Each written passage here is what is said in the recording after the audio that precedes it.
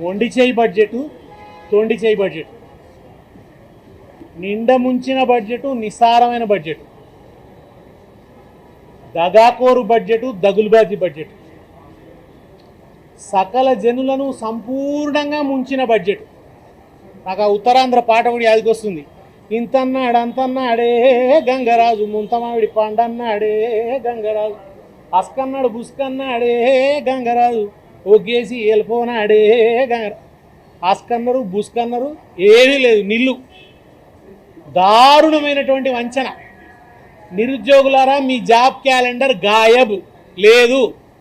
అవ్వాతాతలారా మీ కళ్ళల్లో దుమ్ము కొట్టిండు, మీ పింఛన్ పెరుగుతలేదు, మీకు ఇప్పుడు ఇచ్చేదేం లేదు, మీ ఓట్లు దండుకున్నాడు, అయిపోయింది. ఈ బడ్జెట్లో మీ పేరు కూడా లేదు. మహాలక్ష్ములారా మీకు నెలకు 2500 ఇచ్చే ముచ్చటనే లేదు, ఆ ఊసు కూడా లేదు. మీ ఓట్లు దండుకున్నారు, నట్టేట ముంచి అయిపోయింది. మీరు మహాకాళులు అయితే తప్ప మీకు రూపాయి ఇచ్చేటట్టు లేరు. ఇకపోతే బీసీ బిడ్డలారా మీకు ఇచ్చిన ప్రామిదును తుంగలో తొక్కిండ్రు, మీకు ఇవ్వాల్సిన బడ్జెట్ ఇవ్వలేదు. దారుణమైనటువంటి వంచన, ఉత్త శకునిమామ పాచిక ఈ బడ్జెట్. శకునిమామ పాచిక, దుర్యోధనుడి దురహంకారం తప్ప దీంట్లో ఏమీ లేదు. అసలు ఎక్కడ పేదవాడి గుండె చప్పుడే లేదు. ఉద్యోగులారా మీకు డిఎల్ లేవు, మీకు పిఆర్సీ అయితే దాని గురించి పిపీలకంత ముచ్చట కూడా లేదు, ఎక్కడ చింతాకంత ముచ్చట కూడా లేదు మీ గురించి. ఆలోచించండి, మీరు పోరాడితే తప్ప రాదు. వినతులతో కాదు, విజ్ఞాపనలతో కాదు, ప్రియురాలు జడతో కొట్టినట్టు కొడితే కుదరదు. ఈ గవర్నమెంట్ని కొరడా పట్టుకోవాలి. మీరు కొరడా పట్టుకుంటే తప్ప మీకు పైసా రాదు. మీ పిఆర్సీ ముచ్చట కూడా లేదు, పిఆర్సీ మర్చిపోండి. ఇక దారుణమైన వంచన, పూర్తి దగ.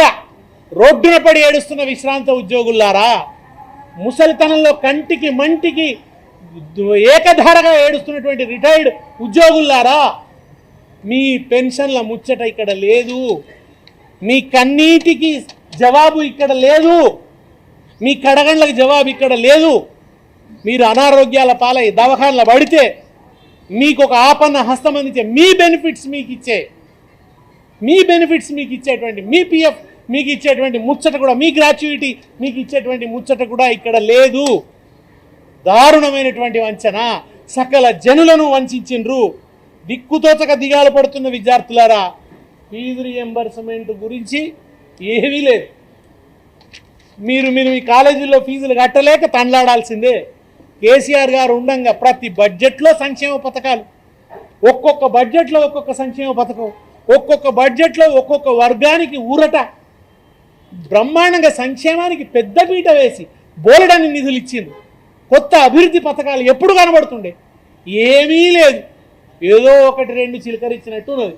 సజ్జనోని పెళ్లికి వచ్చిందే కట్నం అంటారు కదా, అట్లున్నది తప్ప ఇందులో ఏమీ లేదు. దగా పడ్డాము, అన్యాయానికి గురైనాము. 6 గ్యారెంటీల ఊసే లేదు, అవి పూర్తిగా నీరు గారిపోయినాయి. ఇక మీరే దీన్ని ఎదుర్కోవాల్సిన అవసరం ఉంది.